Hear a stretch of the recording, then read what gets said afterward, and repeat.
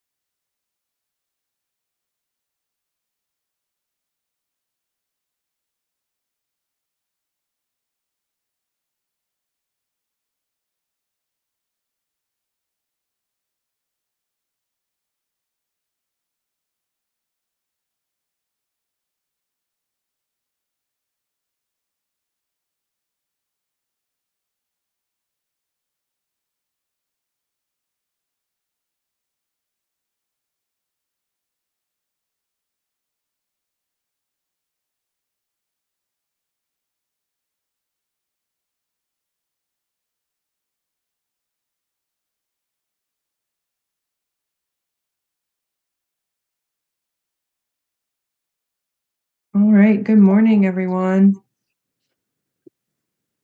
Morning. How are we all doing today?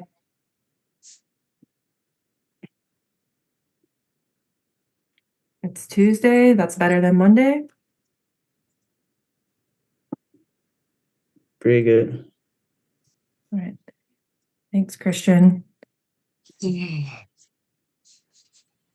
Dr. Hall, can I start first? I have a meeting at 10. Absolutely. Okay. So let me see. We have almost everyone except maybe one. Is that so? Yeah. Yeah, I guess we can start. Now, so I had like 10 questions. So what we are gonna do, we're not gonna like of course show individual results, but you're definitely welcome to make appointment with either me or Dr. Hall, or to review your individual result if you want to and get to know what specifically you got wrong. But overall, from my 10 questions, the theme is that, well, I have, I have like 2 questions or 3 questions that is specifically asking the drug. Those were a little bit more straightforward, like meaning just like what are the target? Are they in activating and inhibiting? I don't think that's too much of a challenge for the most part. But there's particular questions that a lot of you got wrong, almost everyone here got wrong. It's about the concepts of how the gut are being stimulated to either move or not move. Now, we all know that acetylcholine is going to cause peristalsis, but there are other actions that is affecting the release of acetylcholine, either, releasing more or releasing less. Let me show you what particular slide that I'm referring to. All right.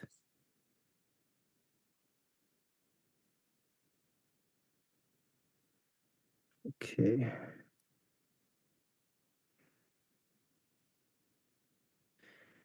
All right, so same slide that is on your handout. I'd say this is a review slide because this slide has appeared, even in the GI topic that we talked about in self-care. So we have established acetylcholine stimulate contractions. I think that is a fact that most of you get that, get that to the point. But what is affecting acetylcholine release, right? So there are 3 fat neurotransmitter that is shown here that can affected, or three receptors that is affecting it. So here in the blue here, we have a cholinergic neuron, meaning that it's a neuron that release acetylcholine, and that acetylcholine bind to M3 receptors on the circular muscle in the intestine and causing contractions, right? So that is the simple way of looking at it. But this acetylcholine releasing neuron on the neuron body also has different receptors, or we call it heteroreceptors, if we want to get into a little bit more neural terms. Meaning that they on top of the M3 receptor, there are also dopamine or D2 receptors and mu receptor. Now, this is called mu. It's a type of opioid receptor. There are three different types of opioid receptors, like mu receptors, kappa, delta. But for the simplicity of our talk, let's just assume mu is exclusively the opioid receptors. All right, so that's on the cell body of this cholinergic neurons. So these receptors are there for a reason, and their role is to regulate acetylcholine release.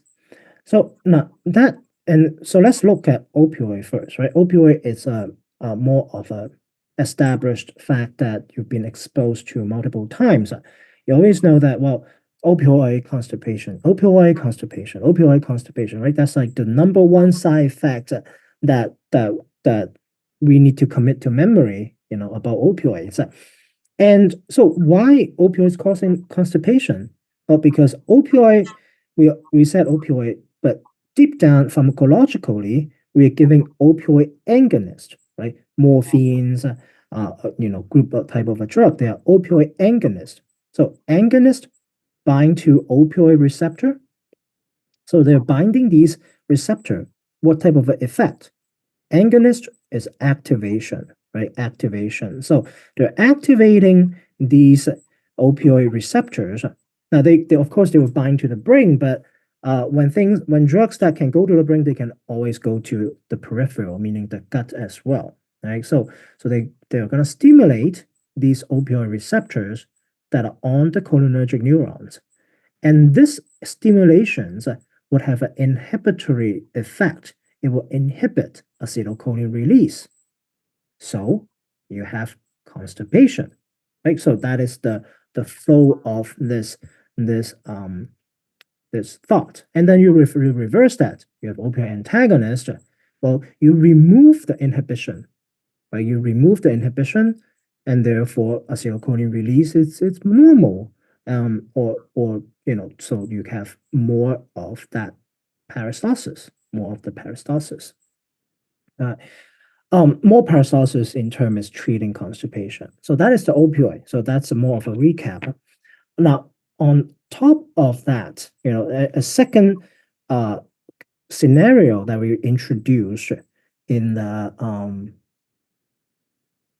in this GI module, it's well, it's also on that slide, but I want to show you the specific one here too. It's also a draw in the similar fashion, which is the D2 receptors, right? D2 receptors. Right? It's the same graph. D2 receptors, they're also on cholinergic neurons. And it behaves pharmacologically, the effect is the same as opioid agonist or opioid receptors. So what it means is that if you stimulate these D2 receptors, it's going to reduce the acetylcholine release. What it means, it reduce peristalsis. Right? It reduce peristalsis. Or reduce gut motility. They are all meaning the same thing. Sometimes students may get caught up in the term. So on the exam, one of the question that most wrong questions on this amount of 10 questions that I gave was asking this: dopamine receptors, where activation of that is going to cause less peristalsis or less motility, less acetylcholine release. These are all equivalent, right? One is just the effect that is happening at the end, and what caused that effect? Well, it was less acetylcholine, which is the established effect. So if you stimulate D2, what it means pharmacologically, you have an agonist, right? You have an agonist that's present. We're not talking about what agonist here, we're just plain agonist, right? Okay. And then on the flip side, if you antagonize it, it's going to uh, remove, right? Remove that inhibitions, and you're going to have peristalsis, right? So that is the D2 receptor role in the gut, right? In the gut.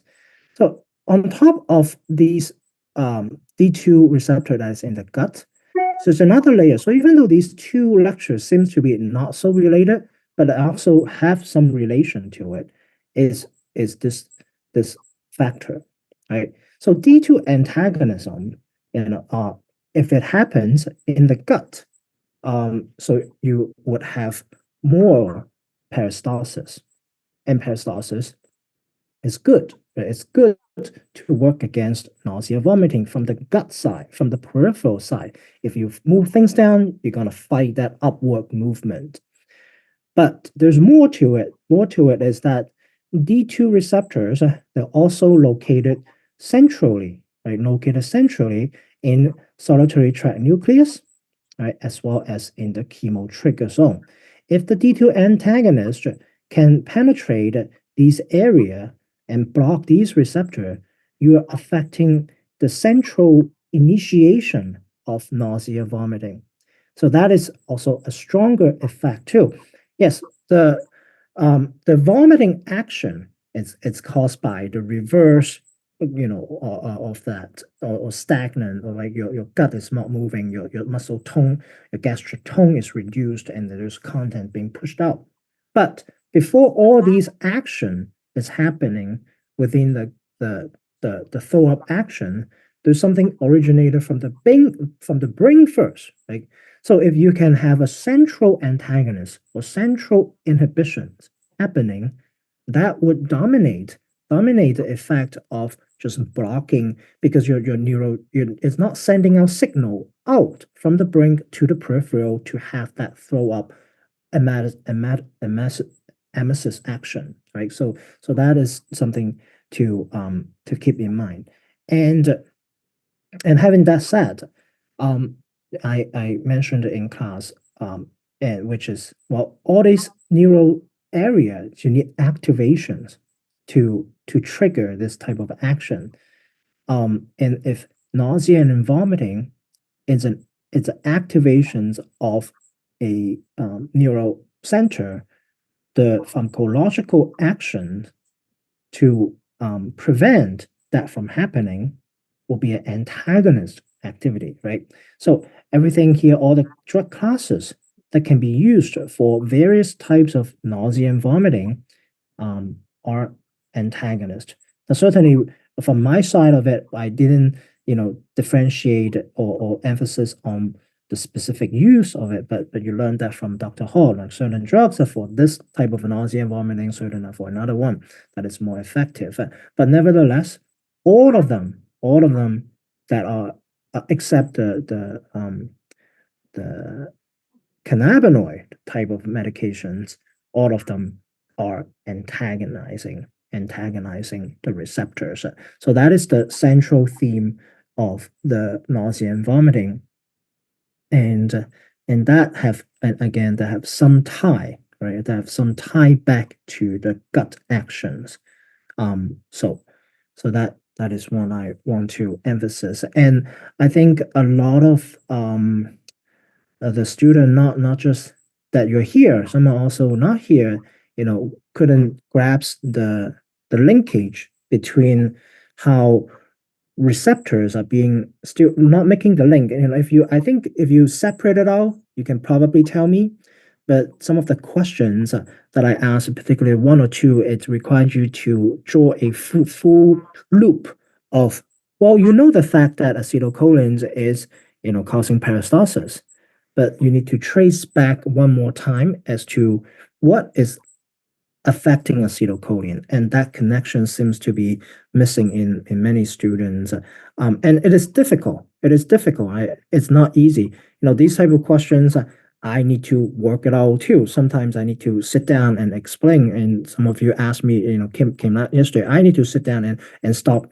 It's not like a strict thinking because um uh it is tricky. So what I want you to be able to get out is to get into the habit of not just strictly memorizing the effect. You can memorize maybe for 5 minutes or maybe at the best for the duration of the exam, but after that you're gonna say, is it activating? Is it, yeah, it's the wordings is very what should I say?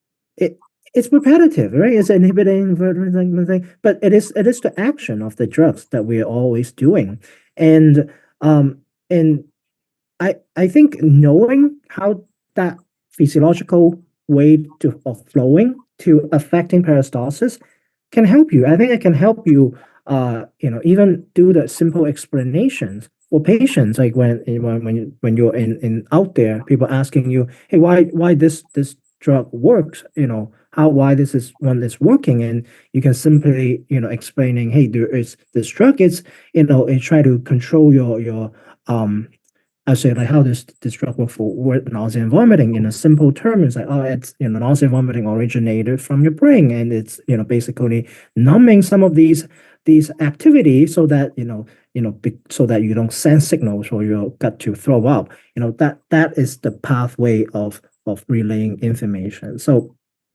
um um that's that's what I want to say in this section. Questions?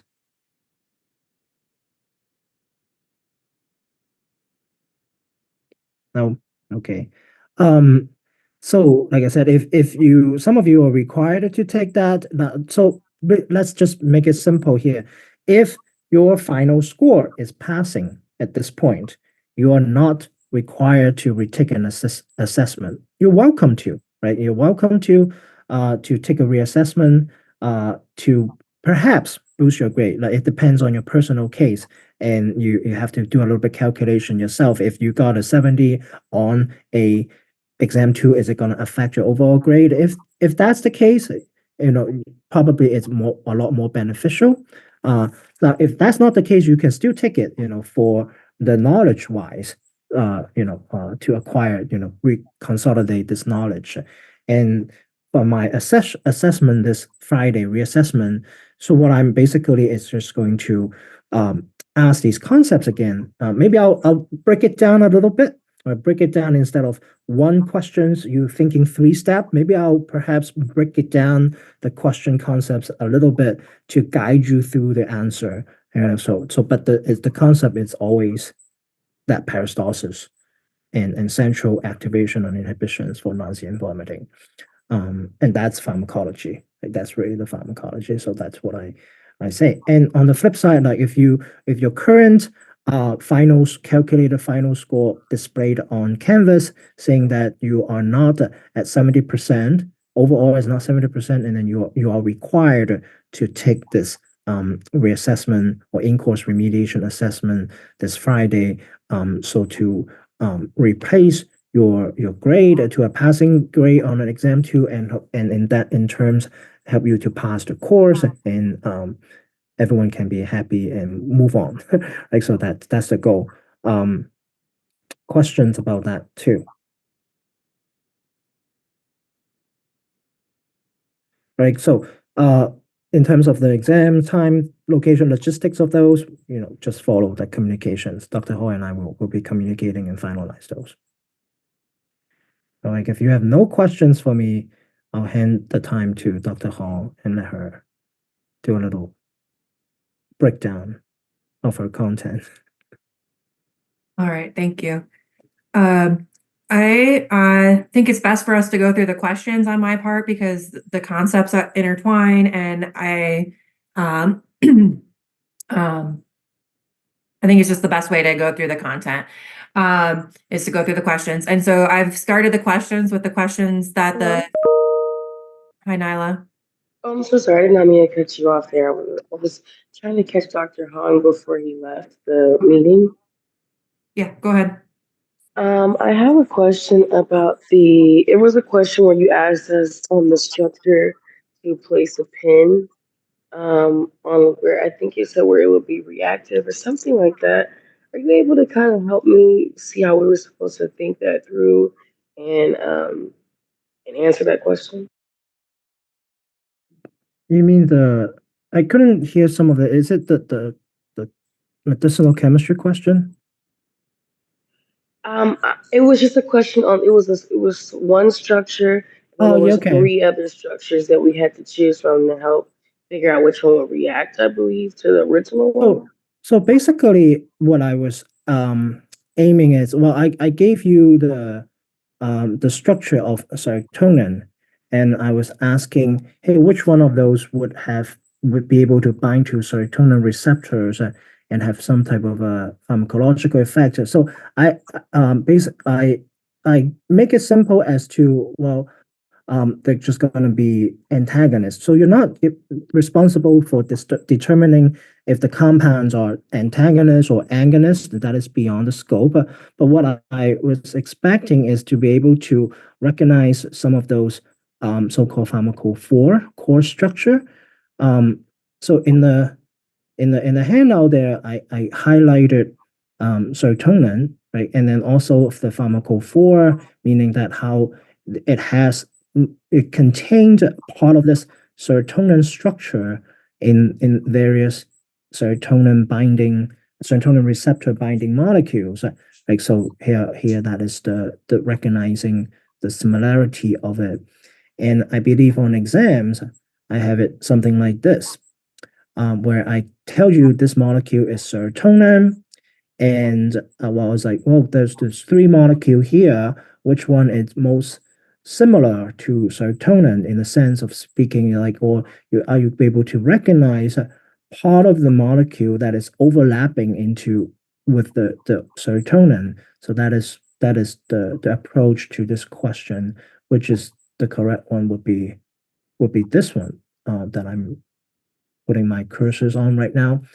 So because of the six membering and five membering overlapping, that is very similar to the serotonin core compound. The other two have no overlapping there. So you don't need to know what they are, antagonists, agonists. The idea is just to be able to look at similarity. Yep. Did I answer your question?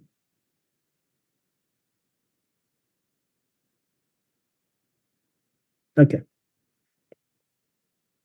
All right. No more question. I'll let Dr. Hall continue. All right, so we're just going to go through the exam questions because I think that's the best way to go through most of the information without me re-lecturing. I put the exam questions in order for the ones that people got wrong the most to the ones that they got correct the most. So, so I will require active participation in the chat and out loud.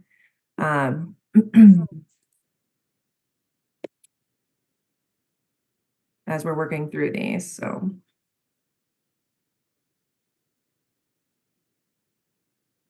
Oops.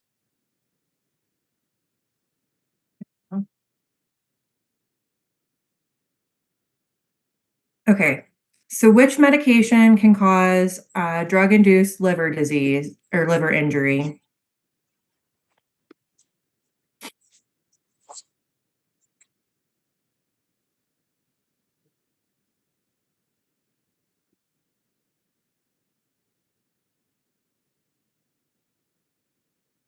It only benefits you to be participating in the chat.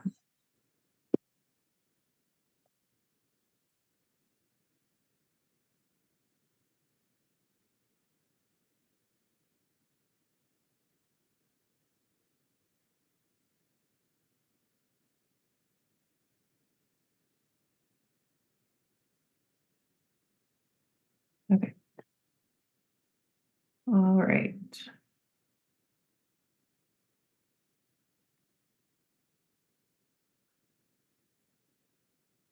Okay. So ceftriaxone, can somebody tell me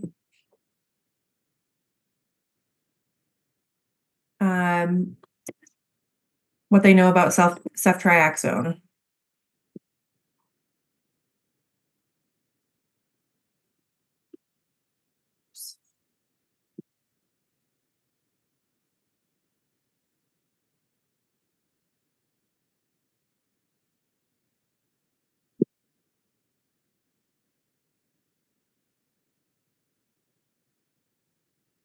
Okay, so it's a third generation cephalosporin. That is true. It is one of the only cephalosporins that is metabolized by the liver. So it does not work in babies because brand new babies do not have a functioning liver. And the reason we don't use it in babies is because they can turn gray, kernicterus, because they get biliary sludging.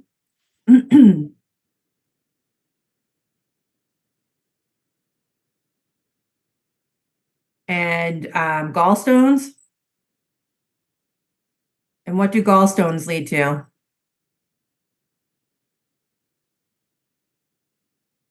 Pancreatitis. Yeah. All right, so ceftriaxone is, even though it's metabolized by the liver, when it is metabolized by the liver, it could potentially cause biliary sludging or gallstones, and that causes acute pancreatitis, not liver injury. All right. Valproic acid is one of the drugs that we talked about that can cause both acute pancreatitis from the toxins, but it's also one that can cause drug-induced liver injury. All right. Hydrochlorothiazide. What can hydrochlorothiazide do to the body?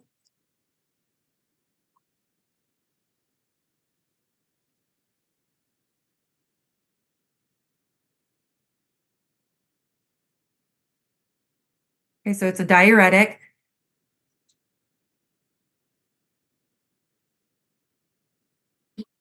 So this diuretic can lead to increased calcium.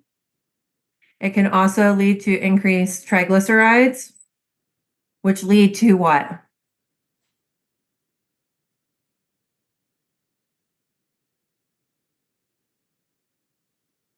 Pancreatitis.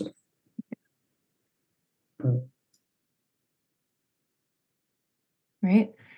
Metronidazole is another one that can cause toxins, free radicals.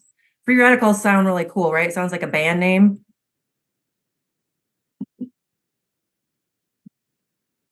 And toxins can cause drug-induced acute pancreatitis. So the best answer here is valproic acid. All right. And this drug was taken right from our drug-induced liver injury case. So you spent a lot of time looking at this one on your case. So outside the lecture notes. But when we're thinking about drug-induced liver injury, almost all of them start with an A, acetaminophen. Anti-infective, so isoniazid, ketoconazole, and then RRTIs, NRTIs,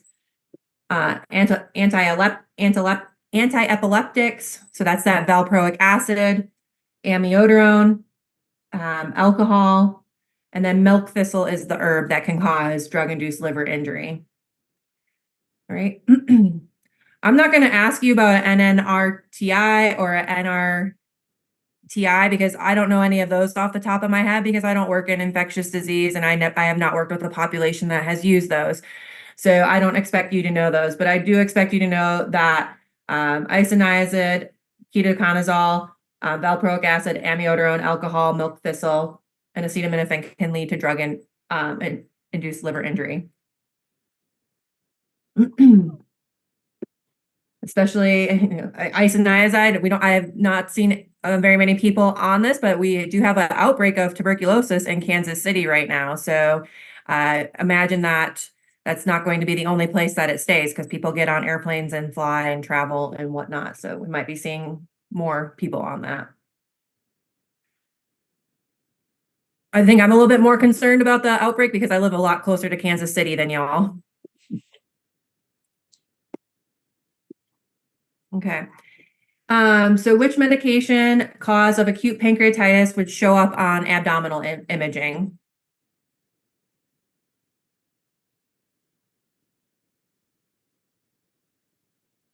So we have to think about how these drugs cause acute pancreatitis, right? And so we already said that hydrochlorothiazide does it by increasing calcium and increasing increasing triglycerides. Will that show up on an ultrasound or a CAT scan?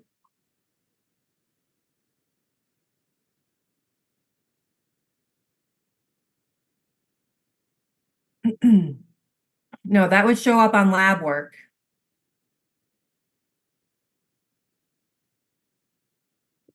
Okay. We said that metronidazole causes acute pancreatitis by toxins. Would that show up on imaging?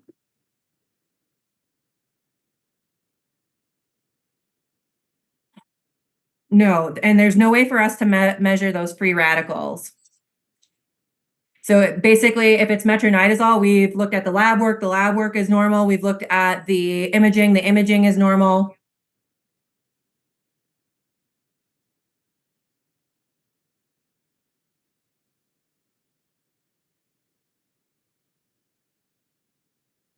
We've ruled out every other cause.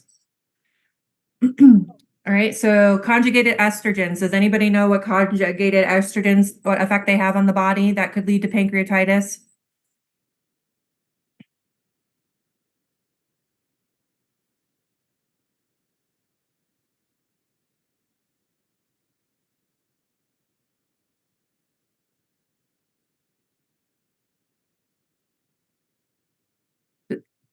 Okay, does anybody know what effect rosuvastatin has on the body?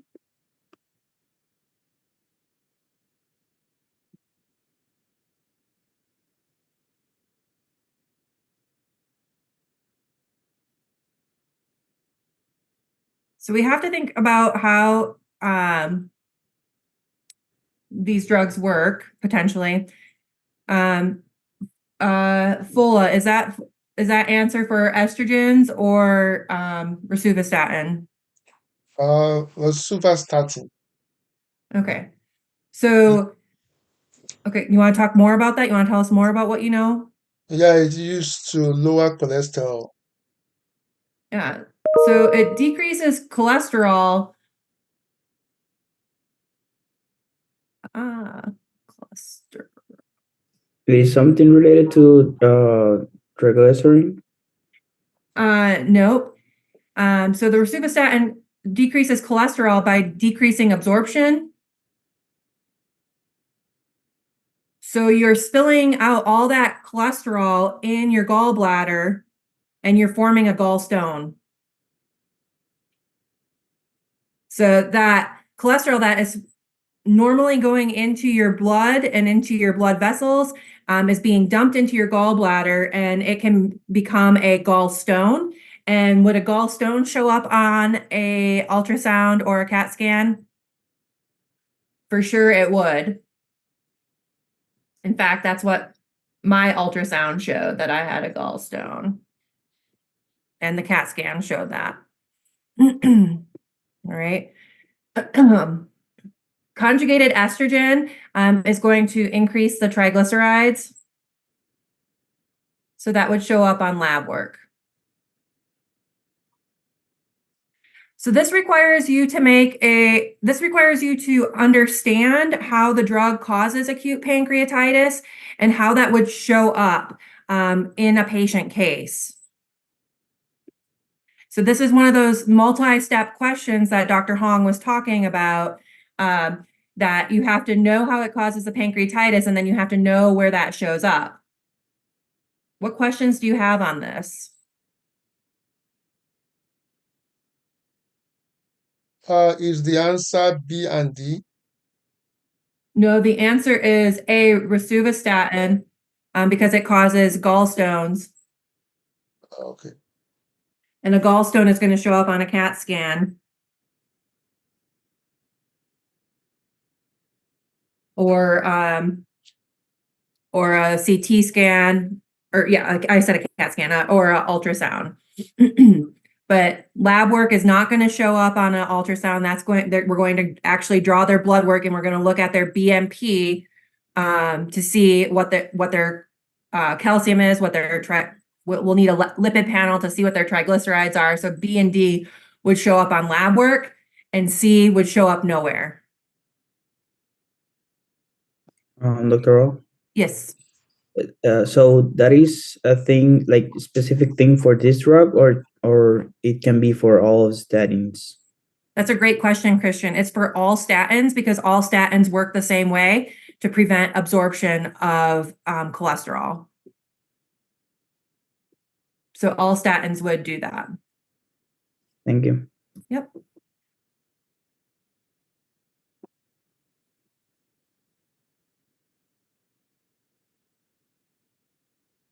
Okay. A patient presents with nausea, vomiting, and severe abdominal pain.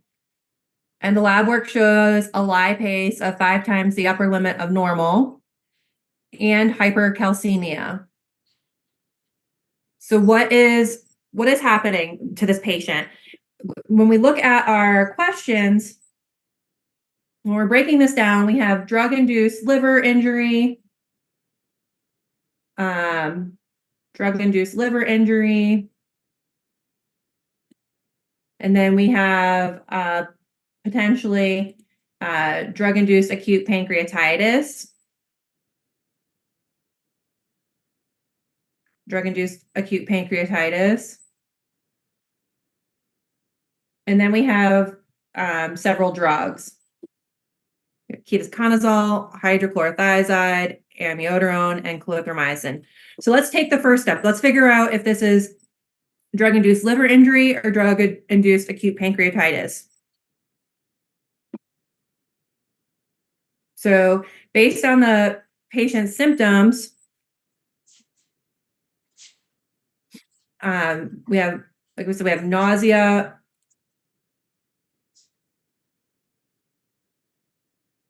the vomiting, the severe abdominal pain, and the lipase greater than 5 times the upper limit of normal. Is that indicative of liver injury or pancreatitis?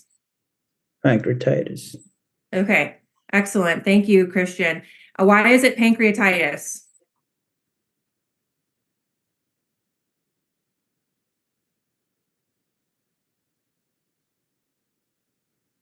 The upper lipase limit being hit, the abdominal pain, vomiting, nausea, those are all indicative of pancreatitis. Yeah, so abdominal pain, nausea, vomiting, and then the lipase, oops, I cannot spell this morning, is greater than 3 times the upper limit of normal. So that is, this all tells us that it's acute pancreatitis.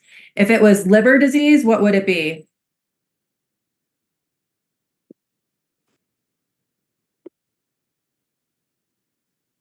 AST and ALT would have been elevated. Yep. Oops.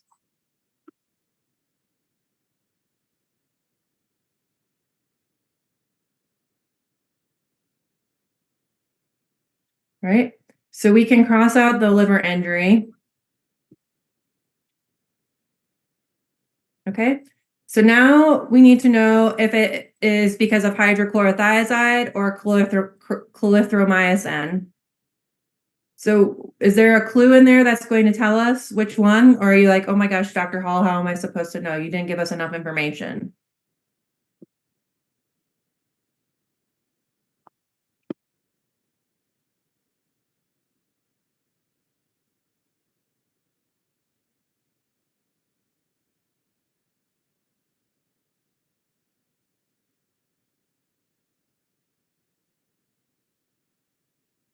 Does the hypercalcemia have anything to do with it? Yes. Okay, we just talked about hypercalcemia causing acute pancreatitis. But which of these drugs, clarithromycin or hydrochlorothiazide, causes hypercalcemia? Hydrochlorothiazide. Yes, thank you, Fola. So the hydrochlorothiazide causes hypercalcemia, so that's going to be the correct answer. How does clarithromycin cause acute pancreatitis?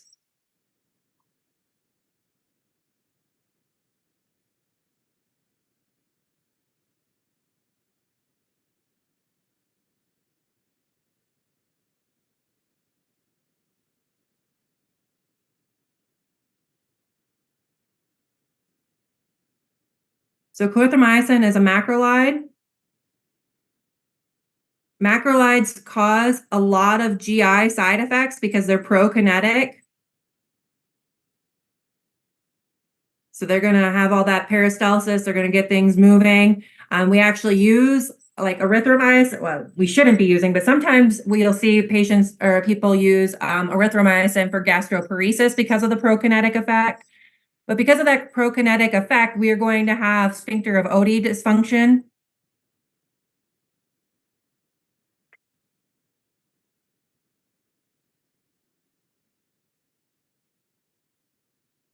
And that's going to show up on imaging.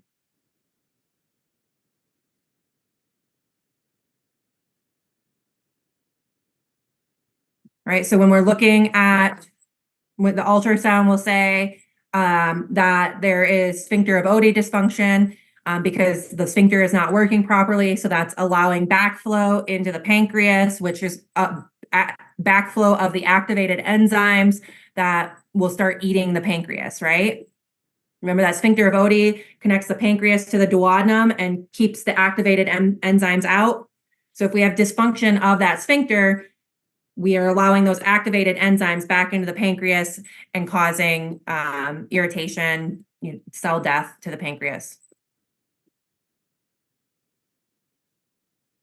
What questions do you have on this?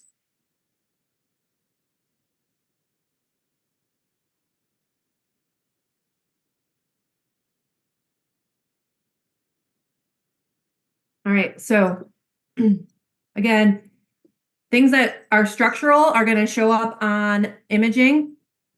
So that would be ceftriaxone because it causes gall stones, biliary sludging, statins because it causes gallstones, macrolides because it affects that sphincter of Oddi dysfunction or function, and NSAIDs also affect the sphincter of Oddi function. With the one that's most noted in the research is Sulindac. Luckily, we don't really use that drug very much anymore, but it's not to say that other NSAIDs cannot cause that same sphincter of Oddi dysfunction. Toxins, these aren't going to show up anywhere. It's going to be like, we've looked at the calcium, we've looked at the triglycerides, we've looked at the imaging, and nothing is showing us why this patient has acute pancreatitis. So there's probably some free radicals hanging out, some metronidazole or some valproic acid. All right. For metabolic, we're going to see drugs that can cause hypertriglyceridemia. So, and that's a triglycerides over 1,000. So conjugated estrogens, HIV protease inhibitors, thiazide diuretics. We can also see drugs that cause hypercalcemia. So those are thiazide diuretics. Vitamin D is going to promote the absorption of calcium, which can increase our calcium. And then calcium supplements, especially our IV supplements. Immune would be ACE inhibitors. So if you think about it, ACE inhibitors, the number one side effect is angioedema.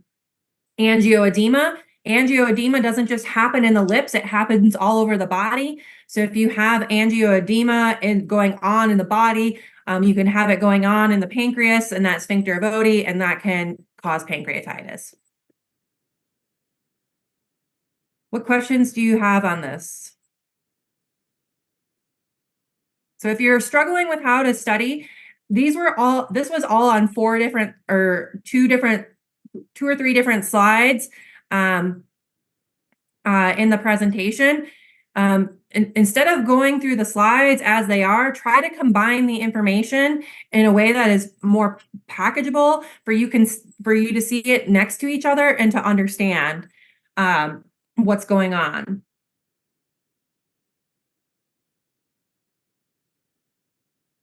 Okay. Which patient is at the highest risk for an NSAID-induced ulcer?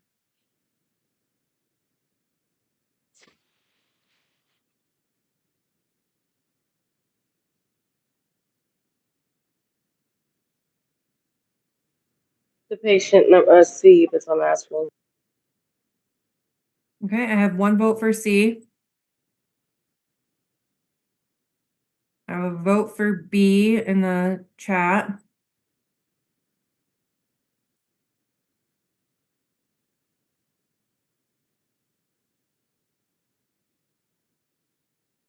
All right, so we have to, it's asking, oh, go ahead. A. Okay, we have 1 vote for A, so we're all over the board here. So this is highest risk for an NSAID-induced ulcer. All right. And so we need to think about what are risk factors for NSAID-induced ulcer.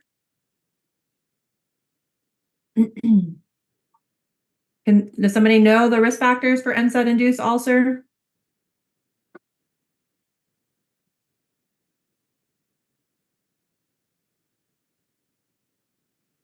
The long-term use of NSAIDs is obviously going to be a big one. Yeah, so long-term use, High doses. high doses. Older people. Okay. Older people. Any patient who has also in the What about past, I'm sorry, Ines, what was that? any patient that has also in the past, like an occurrence of also, Anybody who already has an ulcer? like a past history of also.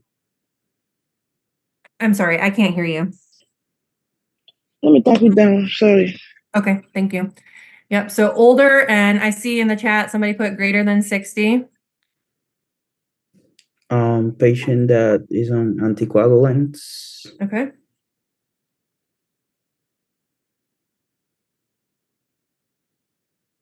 Which drugs are anticoagulants that you learned about last semester with me?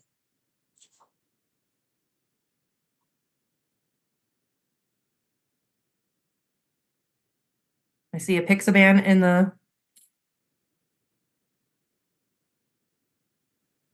Professor, Mm-hmm. I don't know if you can hear me. I understand that if they're on anticoagulants, I get that when you use the NSAIDs, that increases the bleeding risk and then increases the risk of ulcer. But with this question, I feel like that was a bit confusing because that was something that with the NSAID-induced ulcers in the slides that we had really largely focused on, and that's why we had kind of talked about the COX-2 inhibitor drugs that would be better versus COX-1. So it was.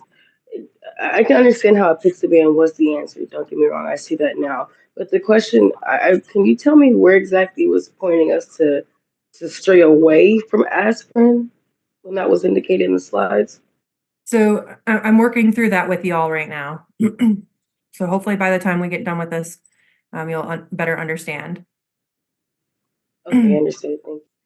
Okay, so what other drugs are anticoagulants? We didn't just talk about apixaban.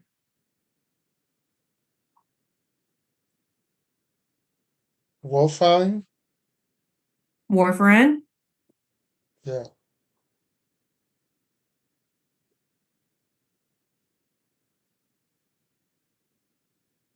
Heparin? I'm sorry, Ines, what was that? Heparin? I don't think that's the correct answer. Pradaxa. Pradaxa? So dabigatran?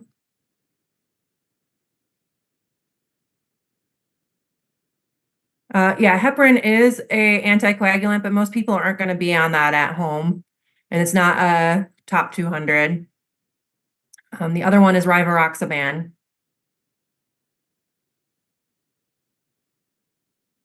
Okay, and then as Anna said, history of peptic ulcer disease. All right, so we need to look at these patients and see who is at the highest risk. So anybody who is over 60 is at the highest risk. So the only one that's over 60 is the 71-year-old. All right. And so then we look to see, we don't have any information on long-term use. We don't have any information on high dose. We don't have any information on peptic ulcer disease. We need to look for people who are on anticoagulants. We see that the patient who is 71 is on apixaban. We do know that aspirin is an NSAID and it can increase your risk if you're using it with another NSAID. So that would be a risk. What is amlodipine?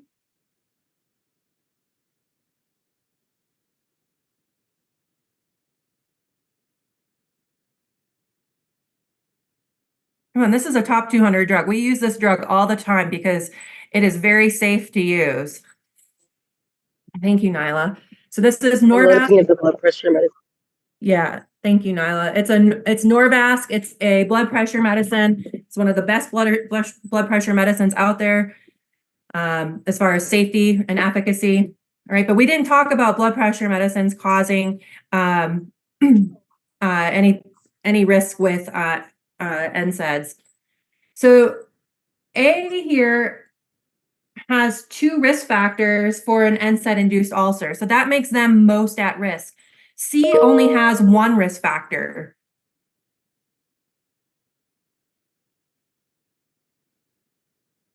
So is that clear how you sort out who is most at risk? If you have more than 1 risk factor, you're more at risk of having something happen to you.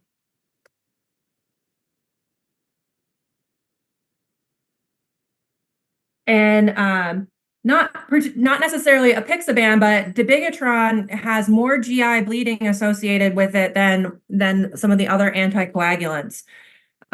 So GI bleed ulcers are a risk factor for patients, or are a possibility for patients.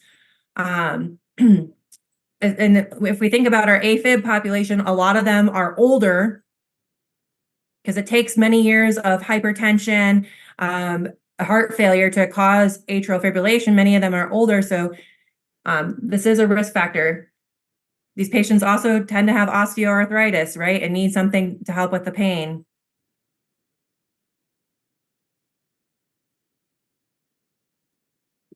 All right, so patients who are low risk, have no risk factors, are less than 60 years old.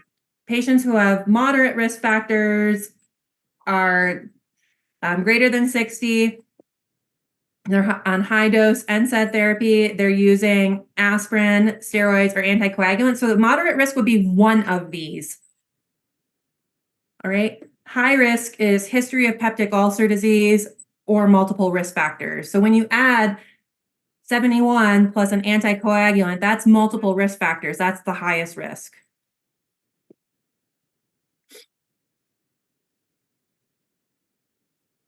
Any other questions on this?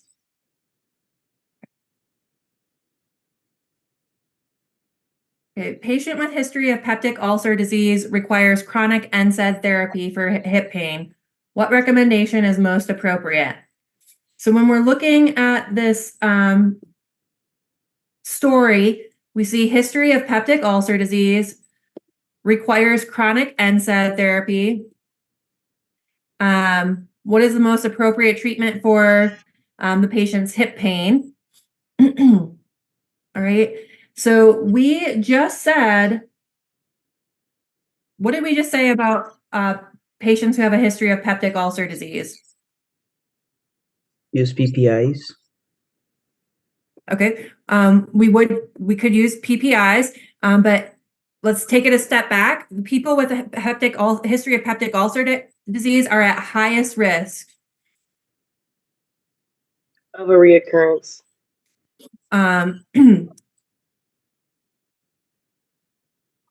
So these patients are at the highest risk. So this tells us that this patient needs protection. Whoops. Okay, and what are the ways that we can use protection with NSAIDs?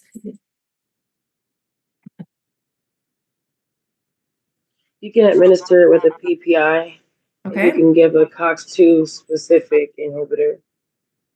And I know that I put in the chat my answer, I think was A, but I'm going to change my answer to C. I didn't mean to put A. okay. So which drugs are COX-2 specific?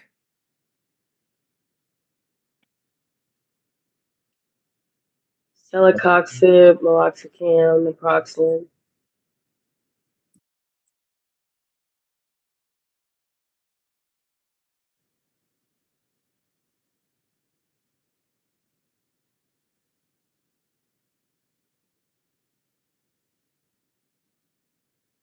Diclofenac is another one.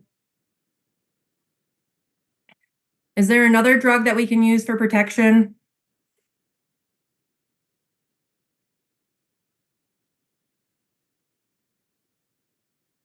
Misoprostol.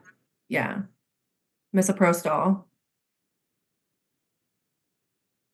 Okay, so we don't see any choices with misoprostol here. We do, looking for PPIs, we see omeprazole and we see pantoprazole. So that's going to eliminate these. All right, and then which one? We said that meloxicam is COX-2 specific. So this is going to provide the most protection because it's COX-2 specific and it's a PPI. Because remember, the inhibition of COX-1 decreases the protective factors that are in the GI tract. So we want to try and avoid COX-1.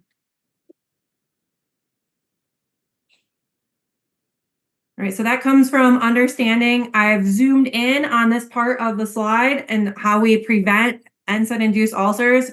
We have the PPI, we have the misoprostol, and we have COX-2 selective. Naproxen is not. It's the butanone. So scratch what we said about naproxen and focus on the celecoxib, meloxicam. These are the ones you're going to see most frequently used. This one's not used very often, and neither is that one. But again, COX-2 selective.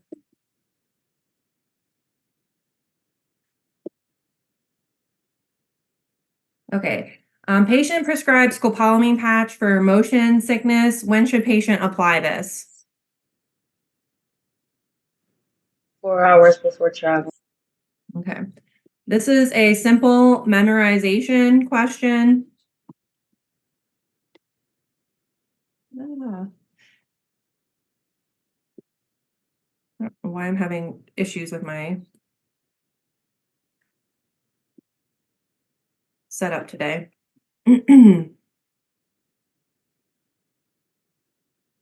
So it's best to put it 12 hours before, but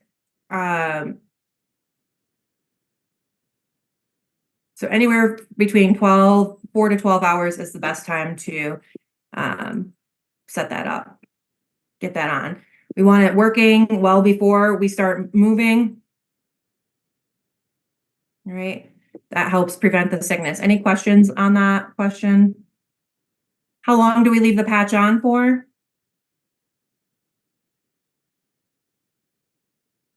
3 days. Yeah, 3 days, 72 hours is when we need to change it. Great. A lot of people miss this question. And which medication is associated with anticholinergic side effects?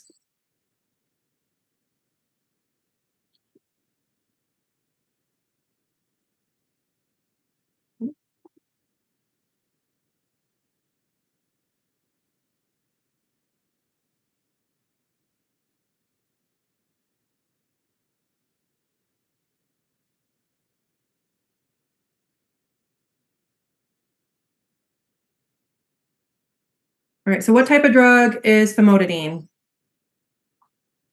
H2RA.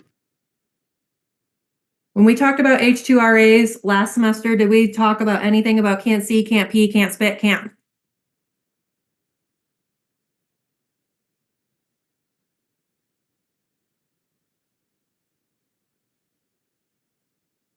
We did not. H2RAs are usually pretty well tolerated, except for cimetidine, which has a lot of drug interactions and has gynecomastia. So it's not famotidine. Metoclopramide. What type of drug is metoclopramide?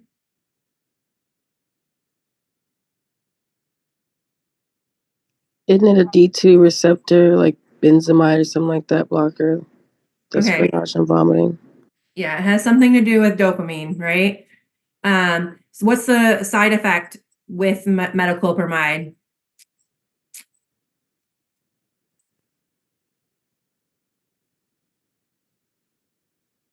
It can cause constipation. Nope. Diarrhea. Nope.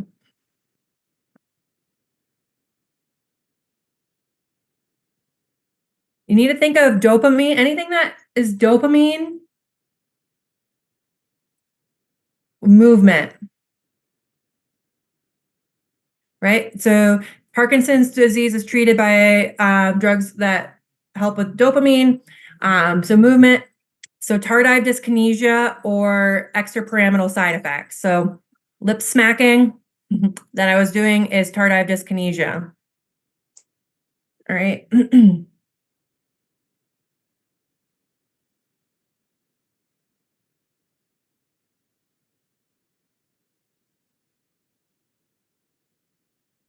So tardive dyskinesia or extrapyramidal side effects.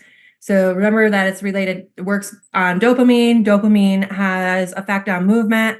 Tardive dyskinesia and extrapyramidal side effects are movement associated disorders. What type of drug is dimenhydrinate?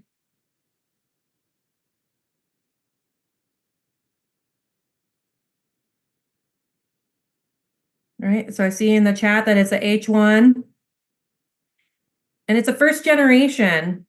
What do we know about those first generation antihistamines? Causes sedation. Okay, if it causes sedation, what else does it cause?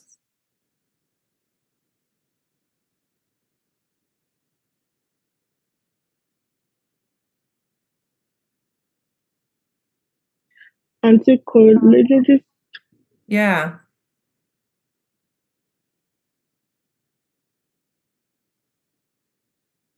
Okay.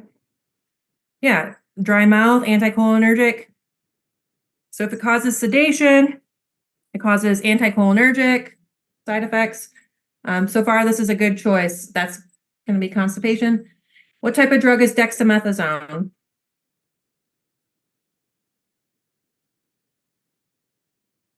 Yeah, it's a steroid.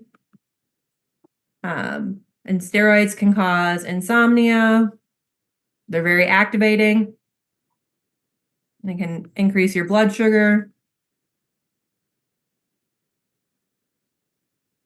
All right, so the only one that causes anticholinergic is this dimenhydrinate, which looks very similar to the name looks very similar to diphenhydramine, right? Which you learned about last semester.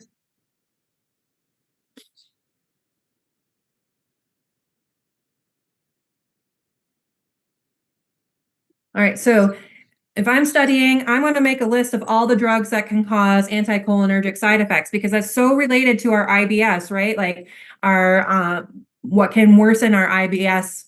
What would anticholinergics worsen? Our IBS-C or IBS-D?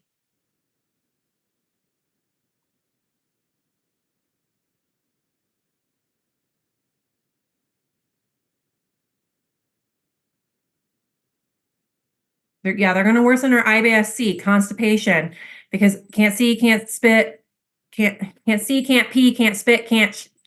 So if these are drugs will worsen our IBS-C. We have our D2 receptor antagonists, so promethazine, prochlorperazine, and chlorpromazine here.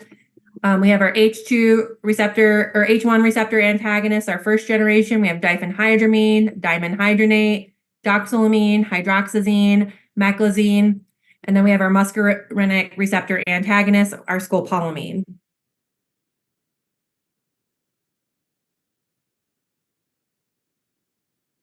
What questions do you have on this?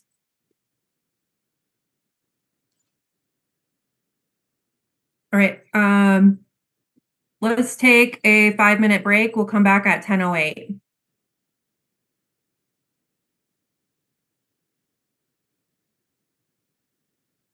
Or do you want to keep pushing? It's hard to tell because I can only see Christian's feedback. Thank you, Christian. Can we keep going? Like, finish? Yeah, if there's no objections, we can keep going. Okay.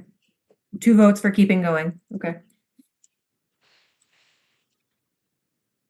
Okay, so patient, and this is what you should be doing when you're reading your questions on the exam, because you have the ability to highlight, right? Yes. So, okay, I'm reading this. Patient with IBS-D states that diarrhea is relatively controlled, but patient is still having issues, significant issues with abdominal pain.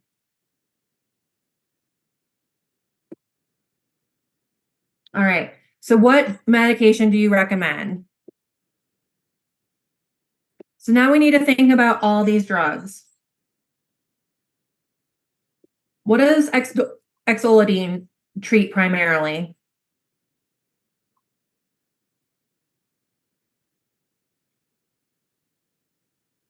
Which symptom does it treat primarily? Does it treat constipation, diarrhea, or abdominal pain? When we're thinking about IBS, we are always thinking about, is it diarrhea, is it constipation, or is it abdominal pain? So it is for IBS-D, and it treats the diarrhea predominantly.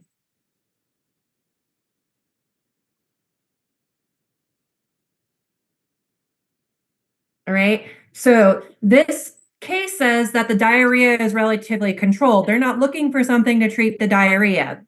So that is not the best choice. Citalopram, what type of drug is citalopram?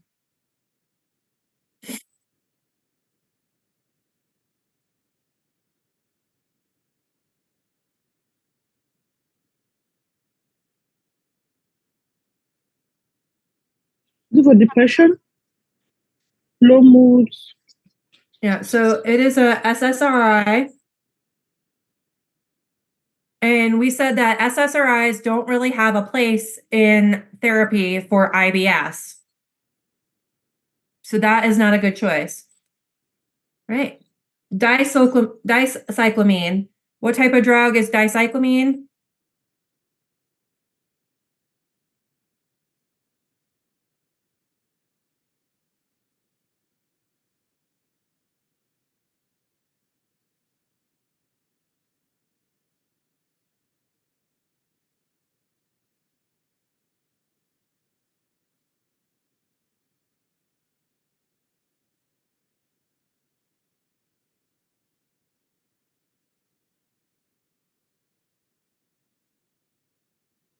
Yeah, it is for IBS, but what type of drug? It's an antispasmodic.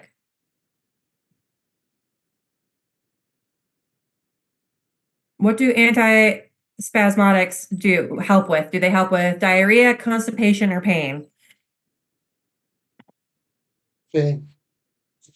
Yes, pain. And you're right, they do have anticholinergic side effects too.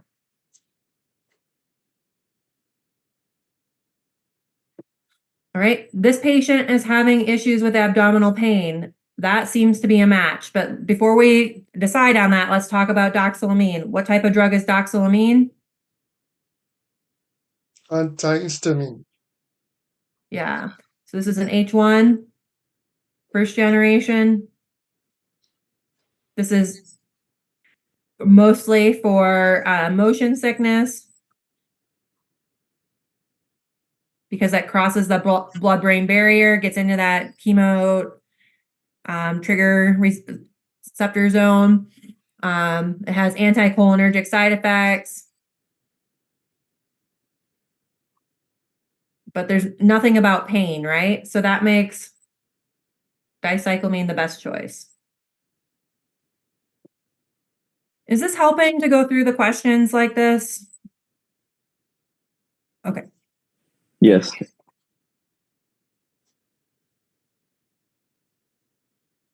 So this is what you should be doing for every question. You have the ability to highlight, you have your scrap paper, try to reason through what you know and what you don't know to eliminate the choices to find the best choice. Okay, so thinking about treatment of abdominal pain for IBS, we have our antispasmodics, and we need to think about constipation as a side effect. So we might not use these in patients who have IBS-C. The hyoscyamine, the dicyclomine, and the peppermint oil. All right. TCAs can also treat abdominal pain, but again, constipation is a side effect of these. So we might not use these in patients who have IBS-C. And that is amitriptyline, nortriptyline, imipramine, doxepin. And then we have SNRIs. These do not have any diarrhea or constipation associated with them. They can have some upset stomach and nausea associated with them, but generally pretty neutral on the bowel movement scale. And these can be used for abdominal pain. So that would be venlafaxine, duloxetine. So if I were studying, I would make a chart like this and study this. And I would also add like here,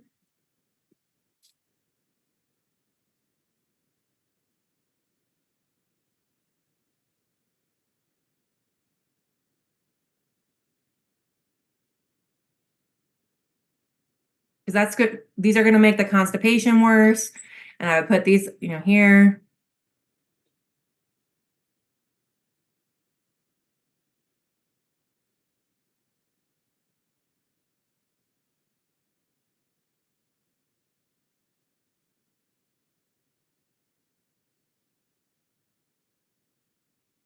Okay. In addition to urine output, what should you monitor to ensure patient is receiving adequate fluid resuscitation? All right, so when we're thinking about this, we want to make sure like the patient has pancreatitis. Pancreatitis is very dehydrating. What happens when we are dehydrated? We need to think about what happens when we're dehydrated. And so, because that's why we're giving them the fluid, is to improve the dehydration, remove the it's not treating the pancreatitis, it's improving the dehydration to prevent complications. So when we're thinking about dehydration, we get decreased urine output. Increased heart rate. Increased heart rate. Decreased hematocrit. All right. And so when we look over here at our choices, do we monitor lipase levels? Do we get serial lipase levels?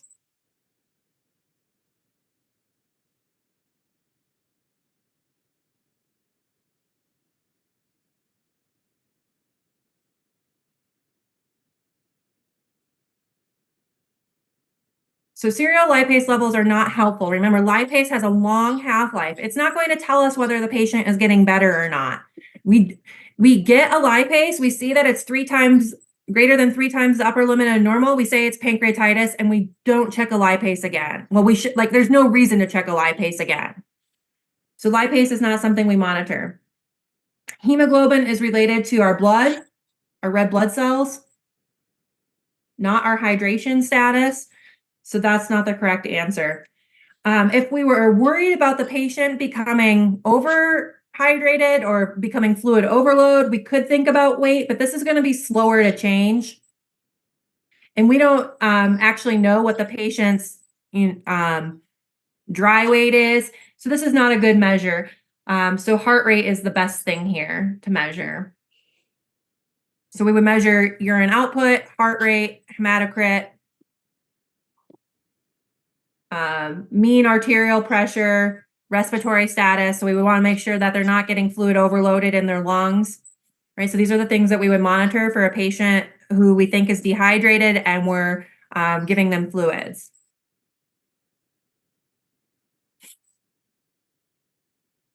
If you have a question, just shout it out or put it in the chat. I'll keep going.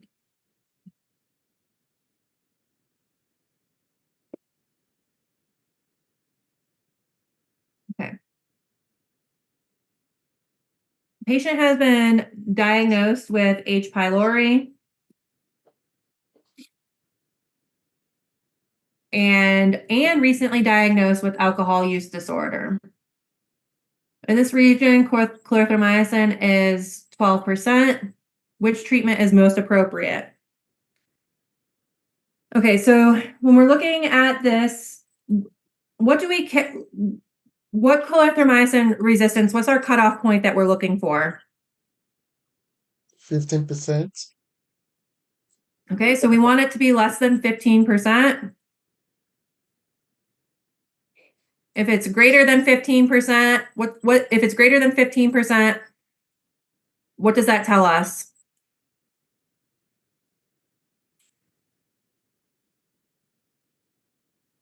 Quadruple treatment is the best option for this patient. I'm sorry, what was that, Christian? I'll write it on the chat. Okay. So if the resistance is greater than 15%, we can't use clarithromycin regimens.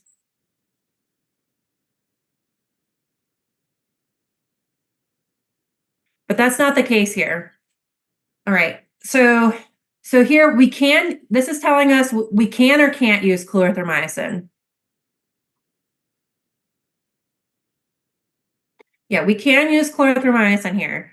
So that doesn't eliminate anything from below. Okay.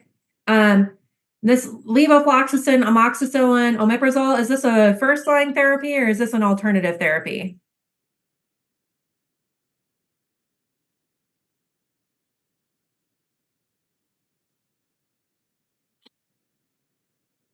This is an alternative therapy. So this makes this our last choice if nothing else is available. Okay. Is there anything else in the case that tells us, because we can use clarithromycin, so that makes, all of these appropriate. Is there anything else that could eliminate a drug for us?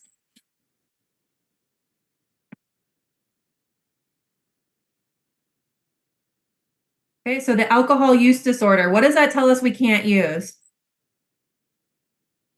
All right, metronidazole.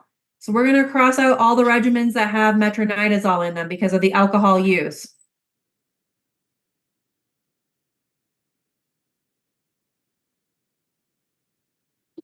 All right, so that means we can't use A. That means we can't use B. So now we're between C and D. And we already said that this is our last choice if nothing else is available. So that makes C the most correct answer.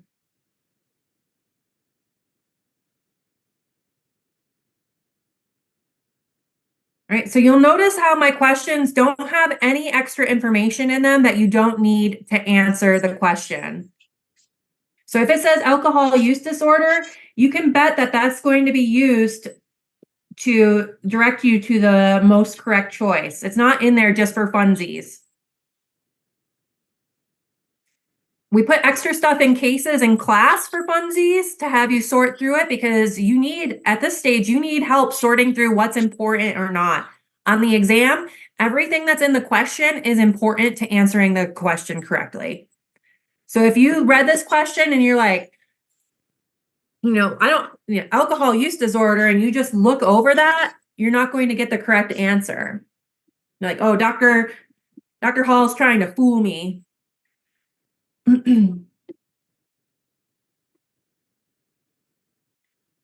right.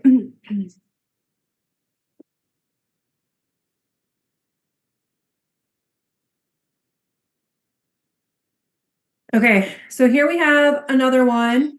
Patient is diagnosed with H. pylori. The resistance in the area is greater than 22%. Which recommendation do you recommend? So tell me which ones you're crossing out and why.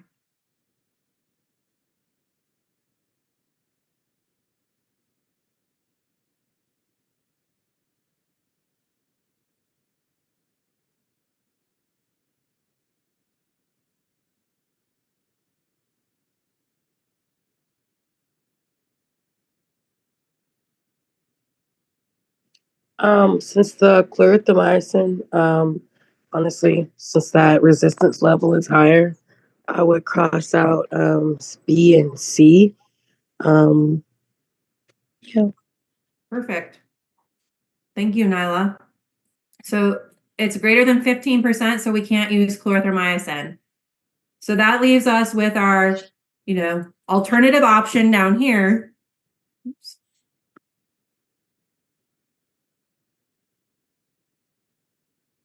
Is our last choice. Is there anything that eliminates our quadruple therapy?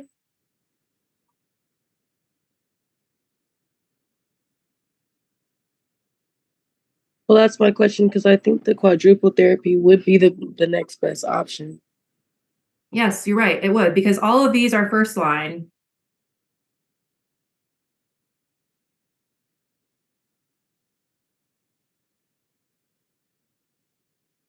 Right, so that makes this the best choice. And there's nothing else in the case. There's nothing about alcohol. There's nothing about an allergy. All right, so that makes this the best choice.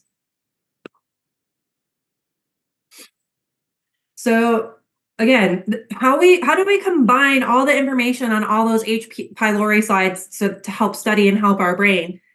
So if the clarithromycin resistance is greater than 15%, the regimen can have no clarithromycin in it, right? If they have recent macrolide exposure, so if they're recently exposed to azithromycin or erythromycin or clarithromycin, we can't use clarithromycin. If they have a penicillin allergy, we can't use amoxicillin. So we replace the amoxicillin with metronidazole in the triple therapy, the chlorothromycin-omeprazole becomes chlorothrommetronidazole omeprazole. If they have alcohol use disorder, we can't use something with metronidazole.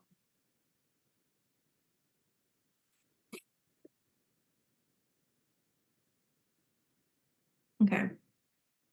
A patient would like, is there a question?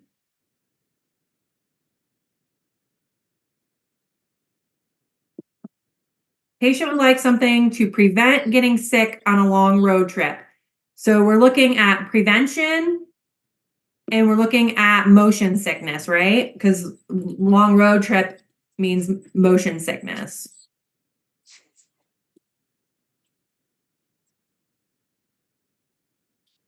Right, so Dr. All, yes. I got confused with this one because I did I was not thinking about the word sick. Like I was not clear about the what kind of sick that you was talking about. So Okay. So we talked about when we're like motion sickness being related to nausea and vomiting, related to being in a car, on an airplane, on a ship. So I can see how that would not be maybe clear. And I will do a better job on that in the future. Thank you for pointing that out to me, Christian. I mean, it makes sense now, but I in the exam I was like, what thinking like about what you're referring to, but it makes sense now. Yeah. So some of these questions I try to be like, what would the patient come up and say to you? But maybe that's not the best approach in the exam. Maybe I should be more clear. I should probably be more clear. Because I can see how that would throw you off when we're talking about potentially diarrhea, constipation, nausea, and vomiting. All right. So now that we know that it's motion sickness, what are we thinking about? B. Okay, so I hear some answers and see some answers for B, but why is B the correct choice? B is used to treat motion sickness. Okay, so I mean, yes, it is used to treat motion sickness, but it's a first generation antihistamine. That means it crosses the blood-brain barrier and it's going to get into that chemo trigger receptor zone, right? And it's going to tell the brain, like, no, you're not sick, right? That's what Dr. Hong was just talking about previously. And so this would be the best choice for motion sickness.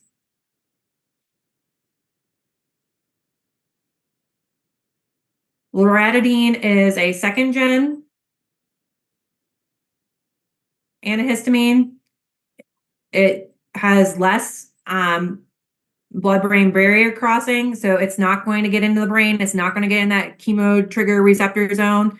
That's why people prefer Claritin, right? People prefer Zyrtec.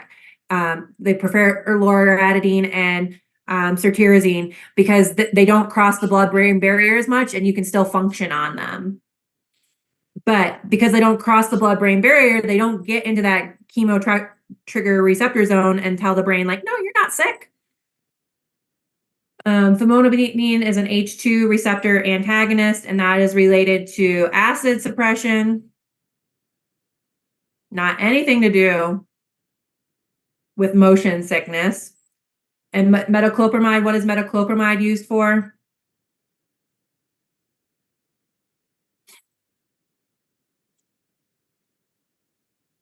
This is dopamine.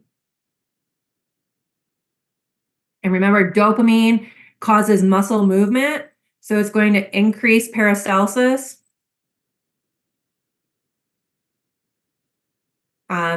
Increase gastric emptying.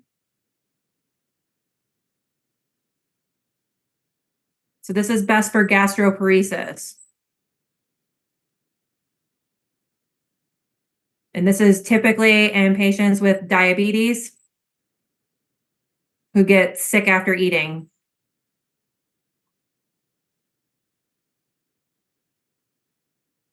So remember, dopamine, muscle movement.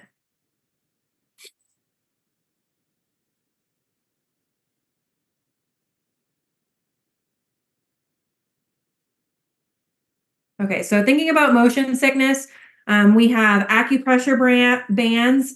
And where do we put these bands? On our wrist. You look like you're sweating to the oldies with the bands. They have a plastic thing that pushes right here. So you look like you got sweatbands on to work out, but you're just going on a boat. Our H2 receptor antagonists, again, because these cross the blood-brain barrier, they're going to get in that chemo trigger receptor zone, saying, nope, you're not sick. So that's diphenhydramine, dimenhydrinate, doxylamine, hydroxyzine, meclizine. When we're thinking about these, don't forget that we've already identified these as having anticholinergic side effects.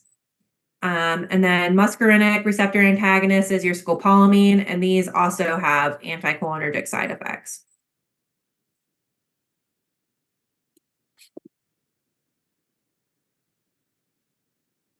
Okay, which medication can be used to prevent chemo-induced nausea and vomiting?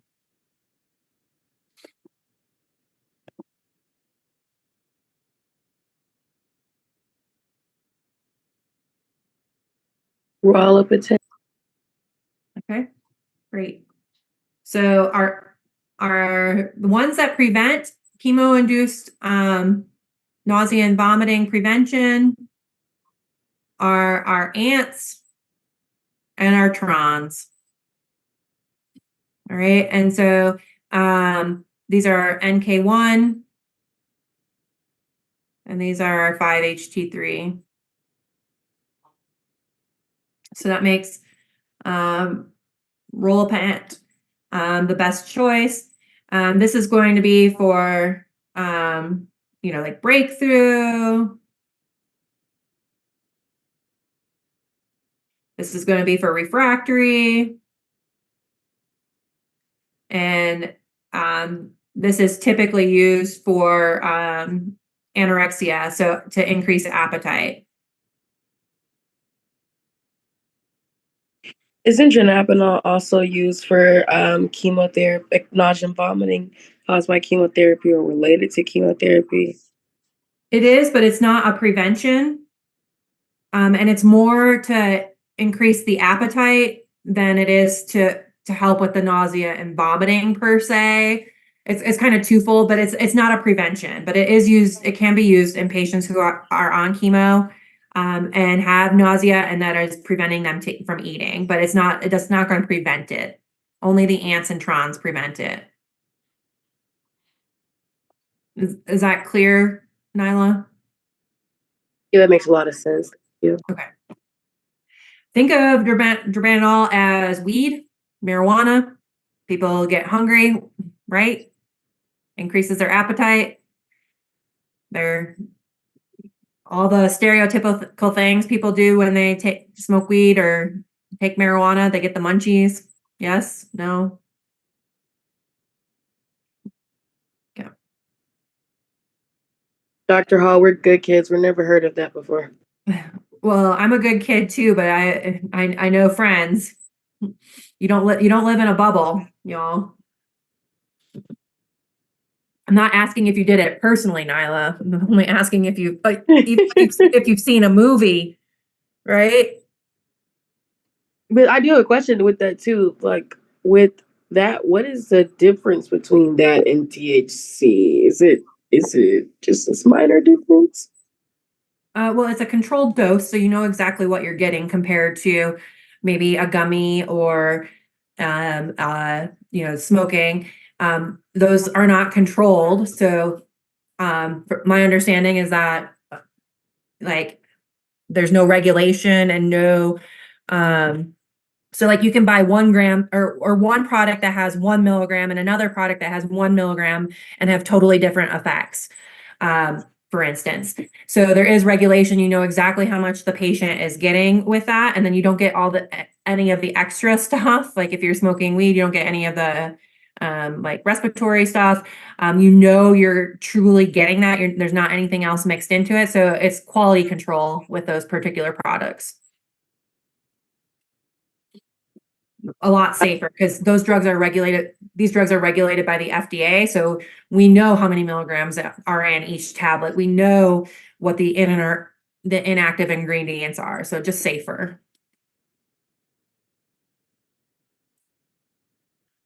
So we have the trons, those can prevent chemo-induced nausea and vomiting, and the ants, again, look for ways that you can remember this information and make your studying easier. All right, so prevention, chemo-induced nausea, trons, and ants. So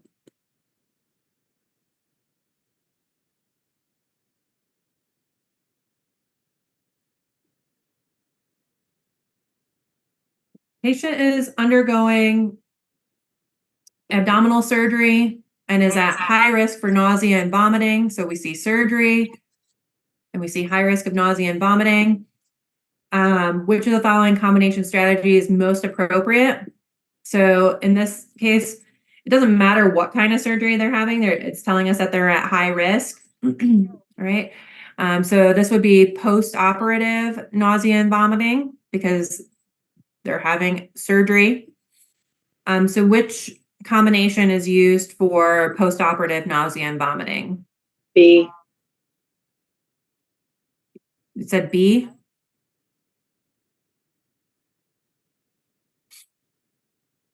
Yes, ma'am. Okay. Not quite. Promethazine is for refractory or active nausea and vomiting. It's not really a prevention. Olanzapine is also for refractory. Oh, so then would it be A, since that's like ondansetron is typically first line treatment? Anybody want to comment on Nyla's guess of A? I think it's Um, A too. I Christian, was think thinking to cancel B and C because ondansetron and garnisetron is both used for nausea and vomiting, but I'm not quite sure if it's okay. A. All right. So this is for prevention of chemo-induced nausea and vomiting. So but it's for prevention, but it's for chemo-induced nausea and vomiting. It's not for post-operative. Tron can prevent and treat.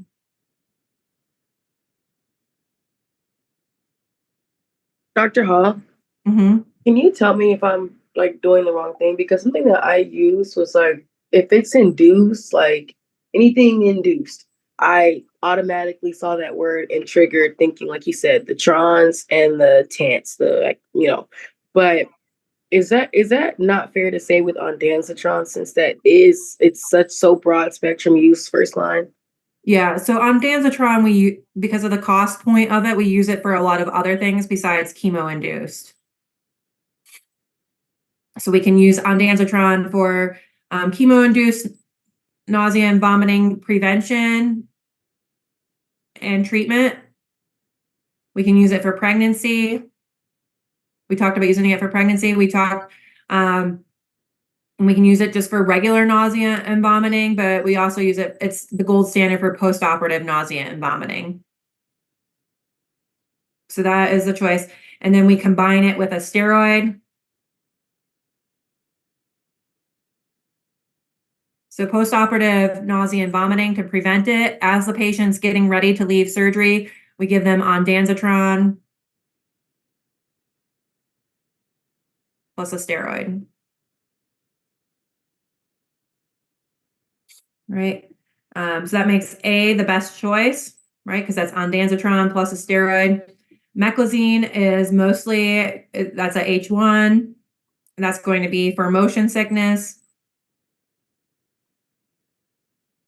To prevent motion sickness or treat motion sickness, and metoclopramide is for gastroparesis.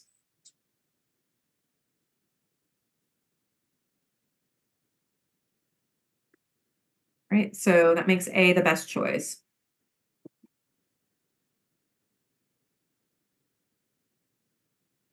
Okay, so have you all been paying attention as we've been talking? Patient with uncontrolled diabetes and nausea after eating. Which medication do we recommend? A. Everybody agree with Nyla? Yes. This is for anorexia, like patient has no appetite.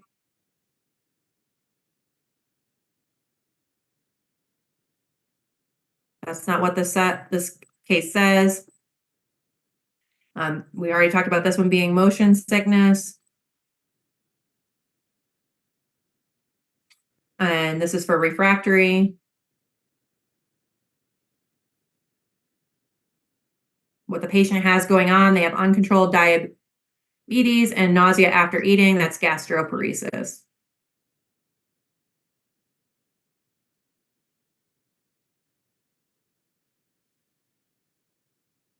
Patients on metoclopramide are at risk for tardive dyskinesia, Clostridium difficile, anticholinergic, drug-induced pancreatitis. A. Great. We've talked about this ad nauseum, right? That's the lip smacking. Which medication can worsen IBS-C symptoms? So C is constipation. So which of these drugs are going to have anticholinergic or constipation as a side effect? B. Verapamil. All right. So verapamil is what kind of drug?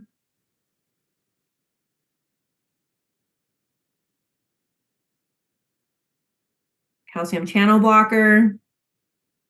Remember that calcium, C and calcium equals constipation. Verapamil is the best choice. What's the number one reason people can't tolerate metformin? Diarrhea. Diarrhea. Because remember, metformin's mechanism of action, one of it has like several mechanisms of action. It has 2 or 3. One of them is preventing the absorption of sugar. If we are preventing the absorption of sugar, it has to go somewhere. It comes out as diarrhea because it's osmotic, right? Sugar is osmotic, works like polyethylene glycol. Pantoprazole, there's really no issues with constipation or diarrhea unless it causes C. diff, and that can lead to diarrhea. Colchicine is for gout, and the number one reason we can't increase the dose on colchicine is because of Diarrhea. Cha-cha-cha.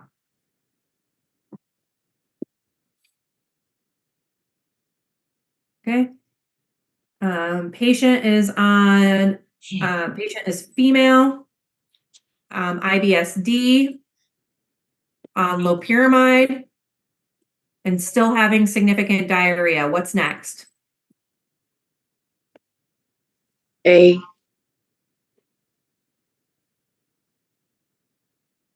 Because that's the only first-line treatment. Alloxitron, I think, is third line, and dicyclomine is an antispasmodic, so that'd be for pain.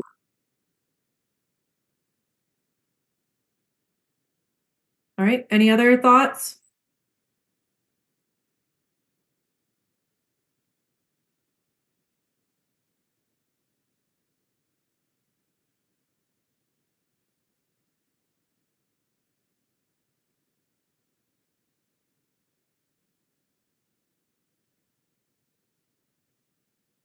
Lobeprostone is not for IBS-C.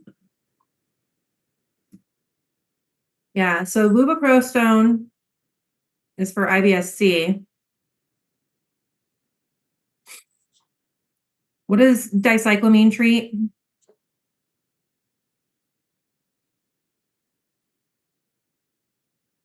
Pain, constipation, or diarrhea? Pain.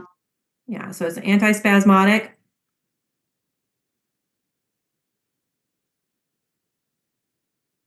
I mean, it can cause constipation, so it might be helpful in this case, but that's not her primary symptom, right?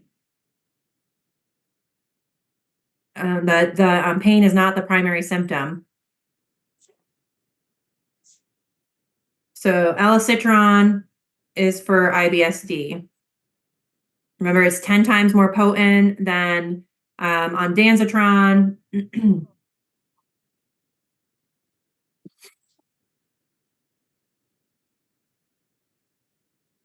Okay. Next, we have a transgender woman who presents with worsening diarrhea despite using loperamide for IBS. Which medication do we use next?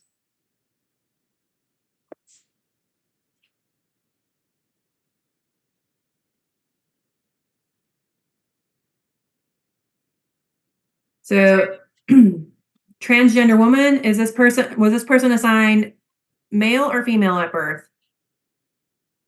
Male.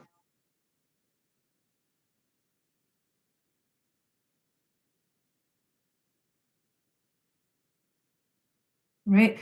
So we need something that can be used for a man with diarrhea.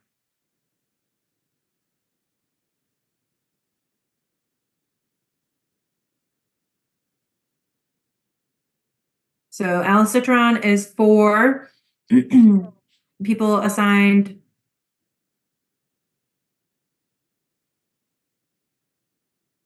female at birth,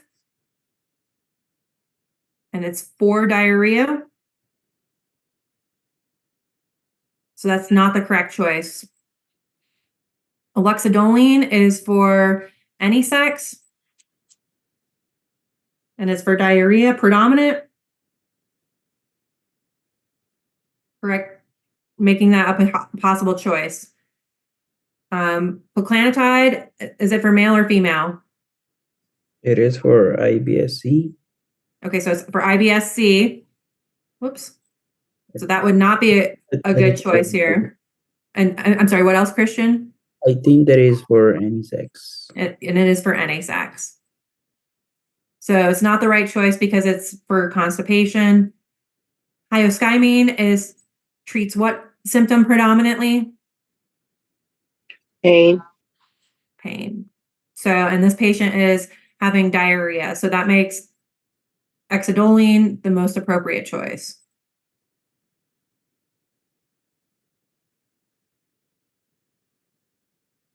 Okay, so thinking about IBS-D and treating the diarrhea, if the patient is female or transgender male, we can use alloxitron, we can use aloxidolene or rifaximin. If the patient is male or transgender female, we can use aloxidolene or rifaximin. Right?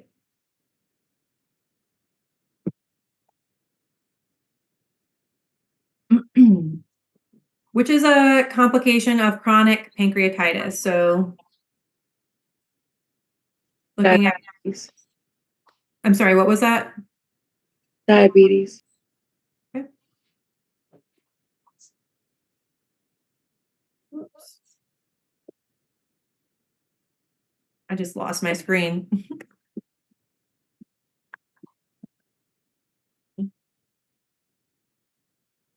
Sorry, y'all.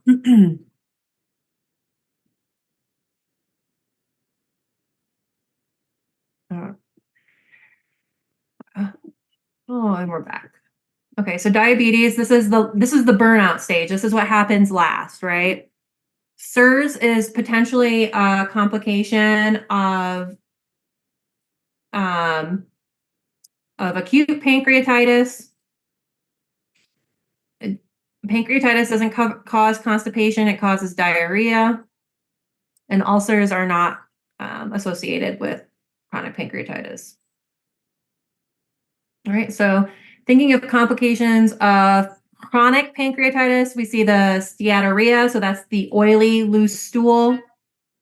Because we're not absorbing fat solubles, and so they have to go somewhere. If we're not absorbing them in our GI tract, they're coming out as diarrhea that is fatty and nasty. Because we're not absorbing nutrients, we get weight loss. We get fat soluble vitamin deficiencies, and diabetes is the burnout stage, is the last part of it. So all of this here is the exocrine function. And when we get to the end of chronic pancreatitis, we lose endocrine function.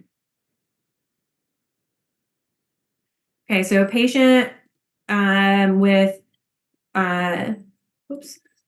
oily loose stool and significant weight loss despite increasing caloric intake, what is our drug of choice?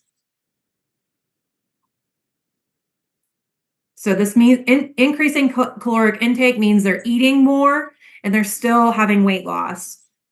So what's the treatment for this? B, pancreolipase. Yeah, so we need to give them the enzymes that they don't have to be able to absorb the nutrients. That's the pancreolipase. The dronabinol would be for if they don't have an appetite. That's not the case here, right? They have an appetite. They're eating. Loperamide would be for any diarrhea that's maybe, like IBS. We can use it if we're sick with an infection, if we need to go to work or whatever, but really not going to help with loose stools as it relates to not absorbing nutrients. And rifaximin is a Control-Alt-Delete for our GI tract, and that's for IBS-D. Right? All right. Which of the following improves efficacy of pancreolipase? So something that improves the efficacy of this drug. A. PPI. Yes. PPIs are the correct answer because they Prevent the pancreolipase from being broken down in the stomach by increasing the pH so that the drug doesn't get broken down and can get to the duodenum and be activated and work. Okay, which intervention of acute pancreatitis will decrease necrosis, decrease organ failure, and decrease length of hospital stay? C. Yes. All right. We don't use prophylactic antibiotics in acute pancreatitis, and pancreatic enzymes are for chronic. Oh, wait, actually, I had said C, and I have a question. So on the exam, I was torn between that because I know enteral feeding is what we would use, but you had said early refeeding. So it felt like the wording was trying to indicate that, not to answer fast, that maybe it was something tricky there. So enteral feeding is taking food by mouth. Early refeeding is taking food by mouth. So, but the other two are not. I mean, pancreatic enzymes are used for chronic pancreatitis, and we don't use prophylactic antibiotics. We only use antibiotics in acute pancreatitis after how many days of not improving? 14. 7. Or if they come in with SIRS or sepsis. Okay, that is all we have time for. I have 10 more minutes that I can keep going if you want before another meeting. But if you are not required to take the exam, please let Dr. Hong and I know if you intend to take the exam, retake the exam. So there are again a couple students who are required to take the exam. Some of you are not required to take it. If you want to take it, we need to know. If you could let me know by the end of the day whether you're retaking it, me and Dr. Hong, and then let us know if you have an elective on Friday and what time your elective is so that we can appropriately schedule the exam because we don't want to be running multiple exams. We just want to run one. So if you are not required to take the exam, please let us know if you want to take the exam and what elective you have, if you have an elective on Friday. If you are required to take the exam, please let us know what elective you have on Friday. All right. And if you would like to meet with me or Dr. Hong individually to review the exam, please shoot us an email and tell us what time you're available, and we'll try to match up schedules to meet. All right. What questions do you have for me about anything that we went over? About the process of, if there's confusion about whether you need to take the exam or not, please, shoot me a private message or email.